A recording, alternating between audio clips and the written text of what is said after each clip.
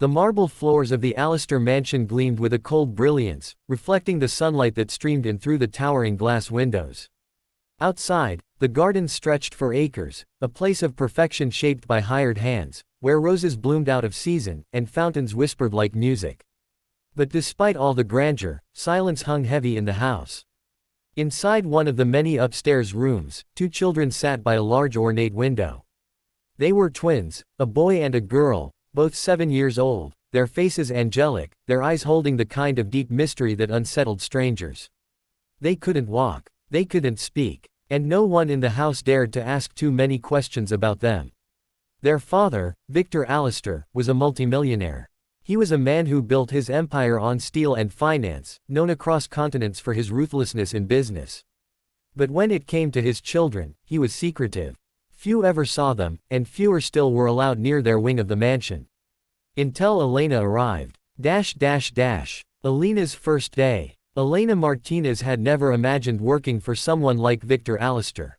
She was 25, an immigrant from Spain, who had come to the city to escape her own family's crushing poverty. She needed work desperately, and when the agency called her about a position as a live-in maid for the Allisters, she accepted without hesitation.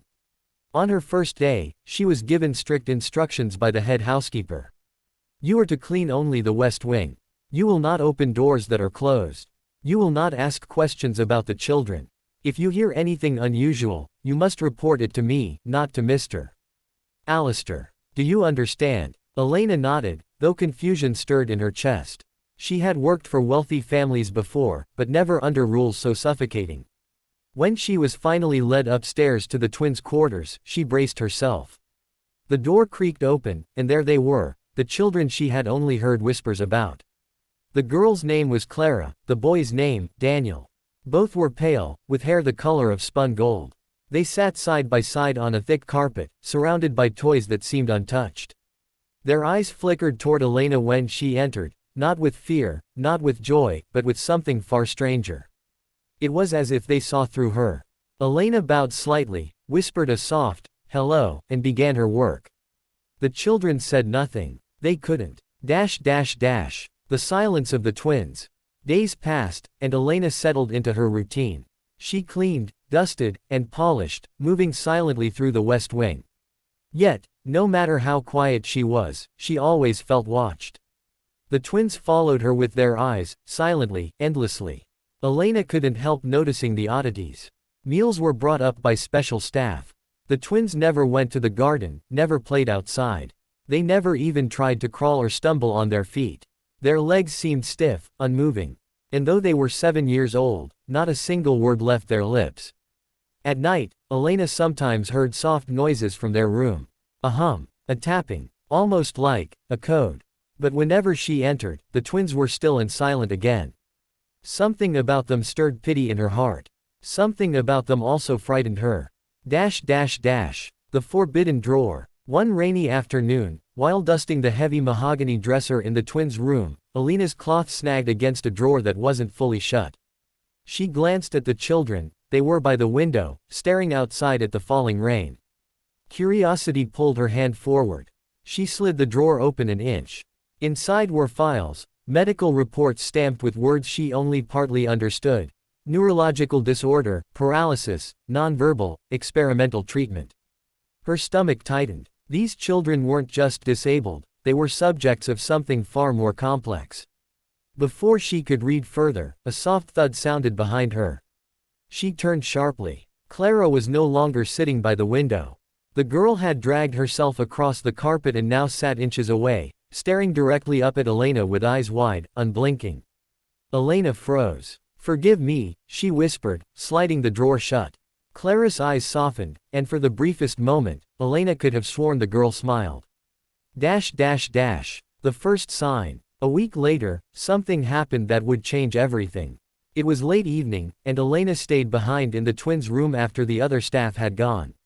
The storm outside had knocked out the electricity in half the mansion, and candles flickered in golden pools of light. Daniel began tapping his fingers against the wooden floor, slow, deliberate. Tap, tap, tap, tap. Elena frowned. It sounded rhythmic, almost like Morse code. Clara joined in, her small hands drumming against the side of her chair, echoing her brother's pattern. Elena, Clara whispered. The maid's heart stopped. For the first time, one of the children had spoken. The girl's lips trembled, her voice no louder than a breath, but the word was unmistakable, Elena. The maid dropped to her knees, tears springing to her eyes. You can talk, she gasped. Clara only stared, her eyes shimmering with something both fragile and fierce. Then, in a whisper so soft it was almost swallowed by the rain, she said. Help us. Secrets behind the walls. From that moment, Elena knew she could never see the twins as helpless. They weren't broken dolls locked away by fate. They were prisoners of something darker. Over the following days, she watched them more closely. The tapping grew clearer, the stares more urgent, and then she discovered something even stranger.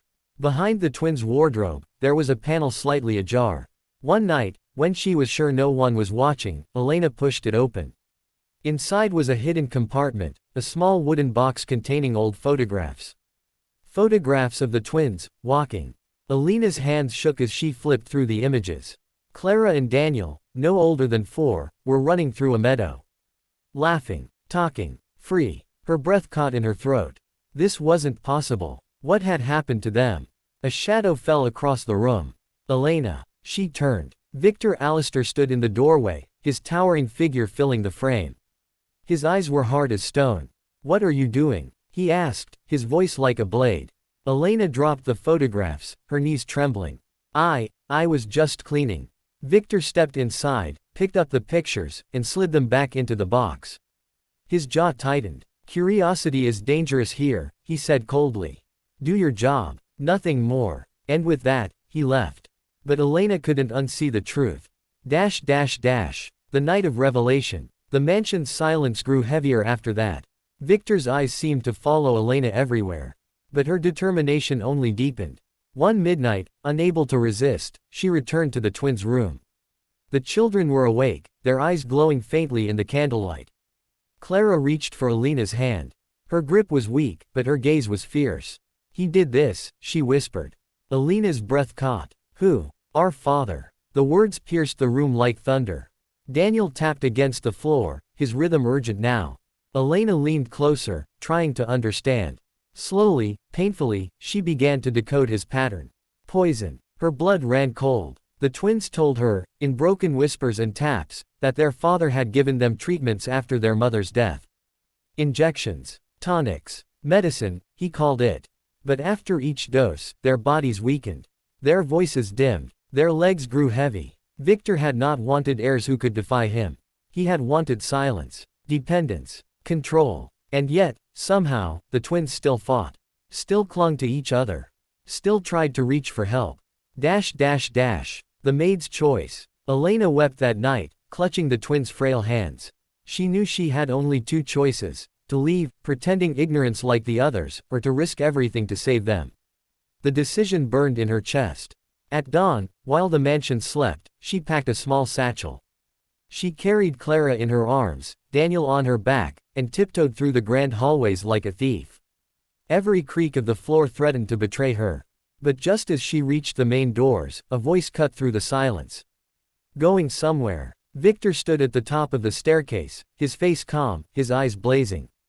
Elena's heart pounded. They need real doctors. You've kept them prisoners. I won't let you. For a moment, silence stretched between them. Then Victor descended slowly, each step echoing like a drum. They are mine, he said. My blood. My legacy. You think you can take them? Yes, Elena whispered, her voice shaking but firm. Because they asked me to. The escape. What followed was chaos. Victor lunged, but Elena darted through the doorway, the children clinging to her. Guards shouted, alarms blared. Rain lashed against her face as she ran across the endless drive, her legs burning, her lungs screaming. But she did not stop. Not when headlights flashed behind her. Not when Victor's voice roared in the storm. Somehow, she reached the gates. Somehow, she forced them open. And beyond them, the world waited.